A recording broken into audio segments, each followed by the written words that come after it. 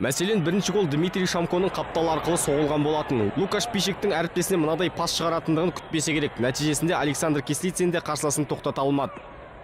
Одан кейінгі орталық қорғаушымыз Сергей Малыйдың мына допқа қалайша тосқауыл қоя алмағандығын түсіндіру қиын.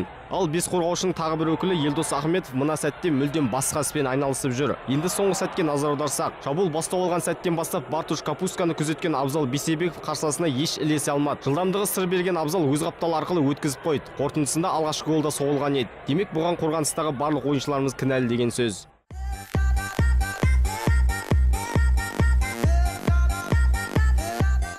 Ал кезекті гол дәл осы Бейсебековтің позициясынан орын алды. Қысым жасаймын деген ол еш нәрсе істей алмады. Бір-бірімен жылдан пас алмасқан қонақтардың бұл әрекетіне тіреуіш жартылай қорғаушымыз Мақсат Байжанов та үлгере алмады. Нәтижесінде бар салмақ Елдос Ахметовке түсіп, ол тәртіп бұзуға мәжбүр болды. Бұл жерде басты қателік қос бірдей орталық қорғаушы Сергей Малый мен Ахметов топты кері қайтару үшін екеуі де аттанып, артқы шебін ашық қалдырды. Малый үшін Абзалы өз орында қалған еді. Ахметов ойын тәртібін бұзбағанда гол кірер ме еді деген сұрақты туындайды. Левандовскийдің соққы жұмсауына Кислицин кедергі келтіреді. Сондықтан Роберт бұл жерде пас шығарғанда гол соғылу мүмкіндігі жоғары. Сондықтан мына бір тұста ашық тұрған Якуб Блащиковскийге үн қататындығы анық. Ал Якубты біздің Шамко жабуды ұмытып кеткендей.